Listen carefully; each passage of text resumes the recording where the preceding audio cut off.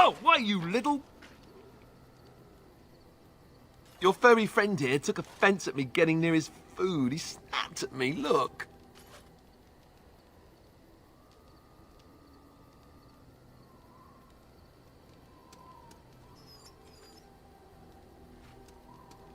Sometimes I forget that he's a war dog. That'll teach me.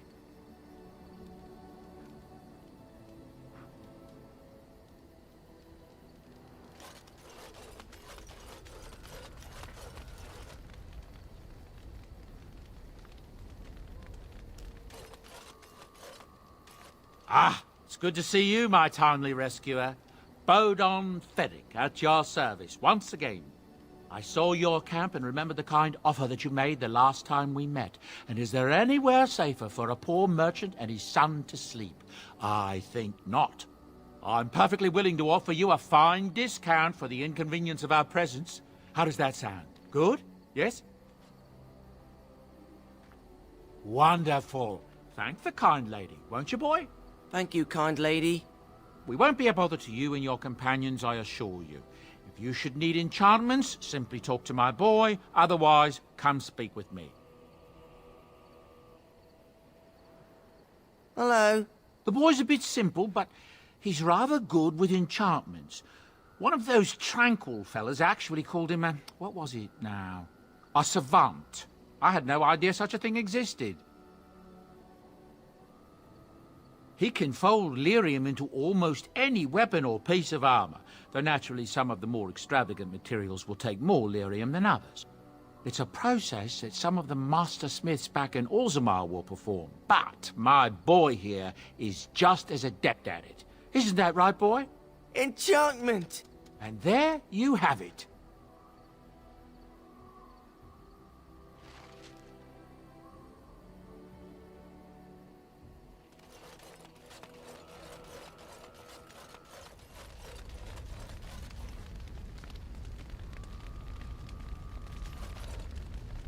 What do you wish of me? If you must.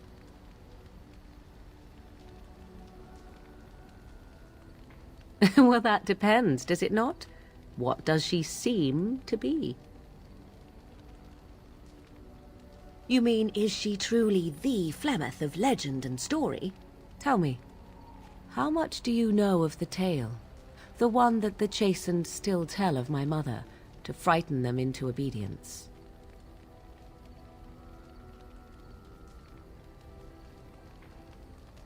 Ah, I see. That does explain much. I can relay what Flemeth once told me herself, and you can decide whether or not 'tis the truth, if you desire. As the tale is sung by the bards, there was a time when Flemeth was young and beautiful. A fair lass in a land of barbarian men, the desire of any who saw her. Many centuries before this land was even named Ferelden. The tales say that Flemeth fell in love with Osen the bard, and fled the castle of her husband, the dread Lord Conabar, and that he swore vengeance for her infidelity.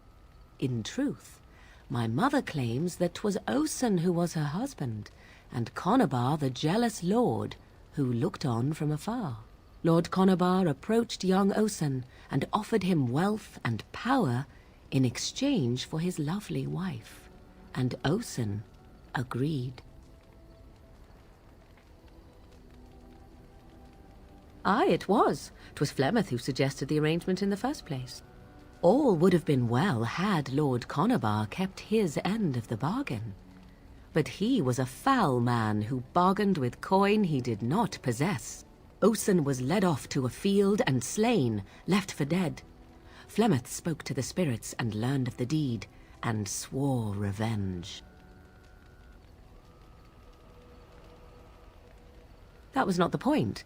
Conabar had no honor, so she would not have him. Flemeth begged the spirits to aid her, and 'twas they who slew Conobar.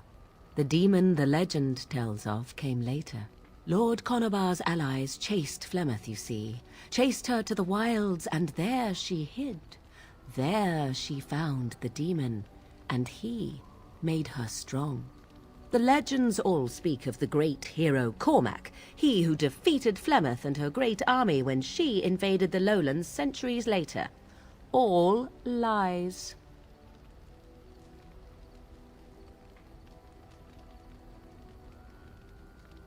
The truth of the matter is that there was never an invasion. As Flemeth tells it, the Chastened never raised an army under her banner, and she never fought with any warrior named Cormac. Cormac led a brutal civil war against his own people, and later claimed it was to vanquish evil that had taken root amongst the lords. Thus, he was hailed a hero.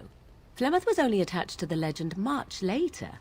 Perhaps 'twas due to the great war with the Chastened that eventually came, but Mother claims not to know how it began.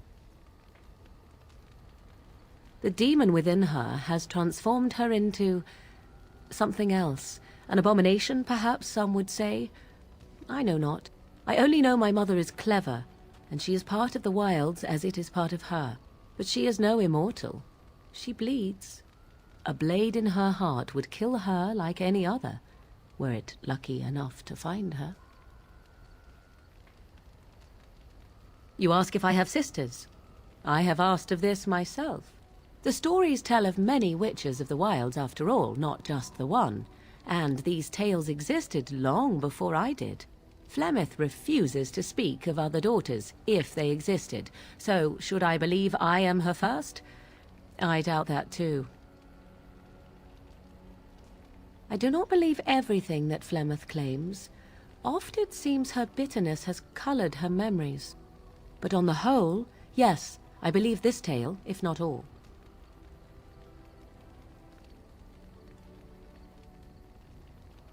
How often is this usually?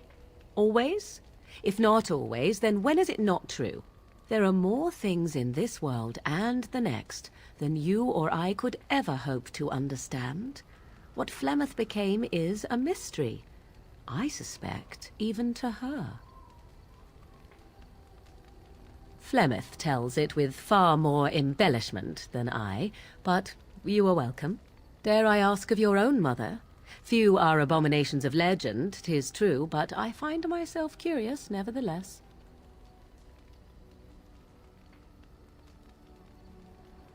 Ah, then you have my sympathies for what it is worth. Which is very little, I am certain. It matters not. Let us move on.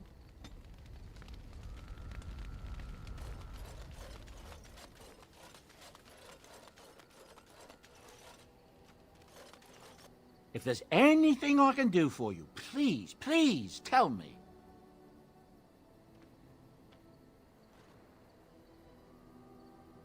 I'm sure you'll be pleased with the goods my boy and I have collected, and with your discount.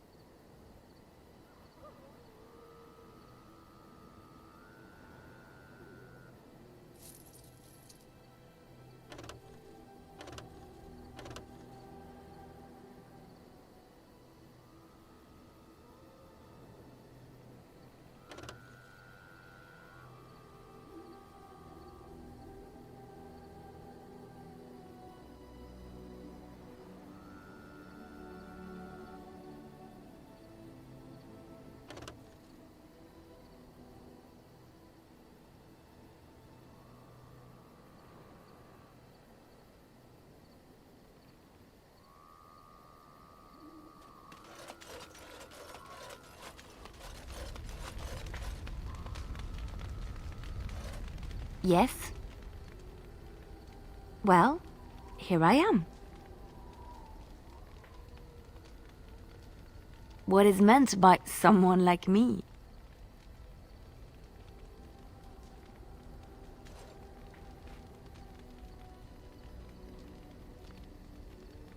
Did you think I was always a cloistered sister? The Chantry provides succor and safe harbor to all who seek it. I chose to stay and become affirmed. We affirm our belief in the Maker, in Andraste and the Chant, but other than that, there are no vows taken.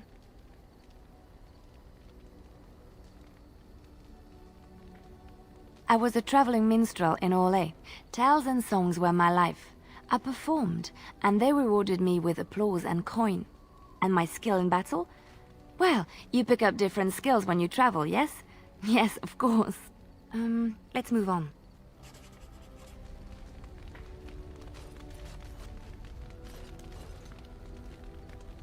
What do you need? Ask away.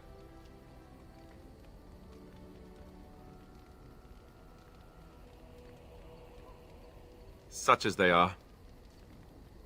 That's a good question. There's plenty in Orlais, but who knows where they might be found. And the nearest Orlesian city is weeks away. If we go north and cross the sea, there's bound to be some in the free marches. Again, however, I just don't know where. I don't know anything about Gray Wardens in other lands. Here in Ferelden, there's our compound in Denerim at the palace, but that's it. Loghain will have control over that and be watching it, no doubt. Beyond that, the only place I know of is Weishaupt Fortress. That's the headquarters of all Grey Wardens in the Anderfells, 1,000 miles from here, but I've no idea how to even contact them. So unless we try to get back to the compound in Denerim, I suppose the answer is no. There's nowhere for us to go. About the Grey Wardens, anyhow. Fair enough. What do you need?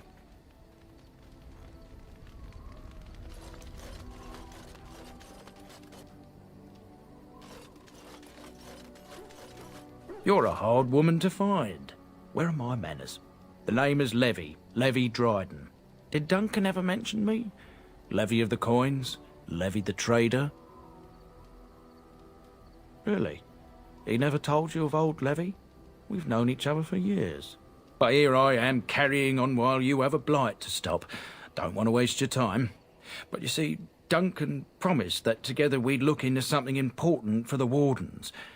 And for me. But poor Duncan's... well, no more. A tragedy it is, at that. But I know he would want his work carried on. His pledge fulfilled. My family, well, past a bit checkered to see. Nobles look at us with disdain. My great-great-grandmother, Sophia Dryden, was the last Warden Commander of Ferelden back when the Wardens were known as freeloaders. So King Arland banished the Wardens, and he took House Dryden's land and titles. Hard to say. After King Arland died, there was a civil war, loads worse than this one. And our family was on the run, hunted by enemies, with nary a friend in the world. But Drydens are tough. We rebuilt, became merchants, and we never lost our pride. Our family's only crime was guarding the kingdom against the blight. We're not ashamed of that. I ask for the truth. My family reveres Sophia Dryden. We know she died at the old Grey Warden base, Soldier's Peak.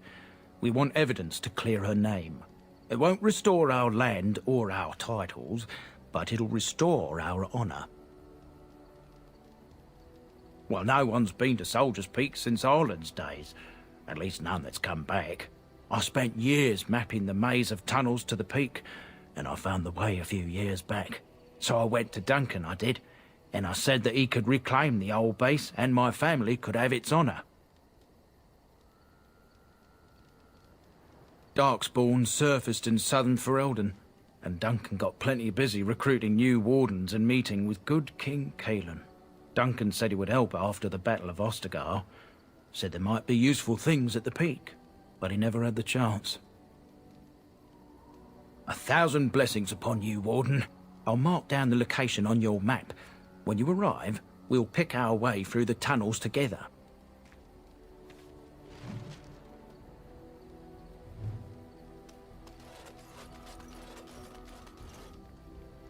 Why are we stopping?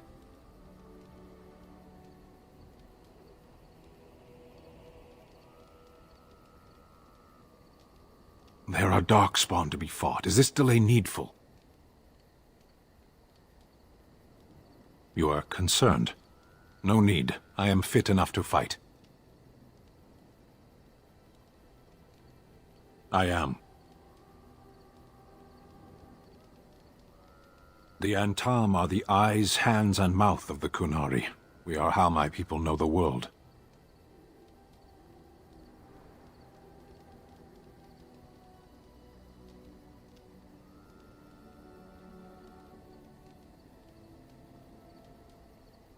Compared to what? What does anyone truly know of the world? The world changes. We change. The Antam observe what we can, just as you do. There is no point to this. We are keeping the Darkspawn waiting. As you wish.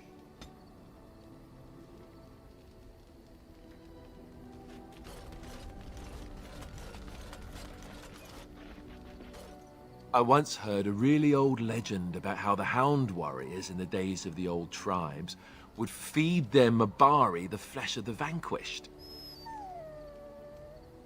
Well, that's what I heard anyway. It would sometimes be human flesh.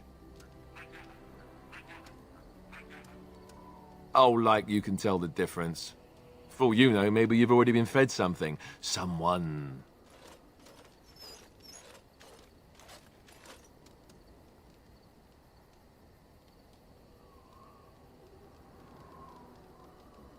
It's not cannibalism if he's eating it, you know.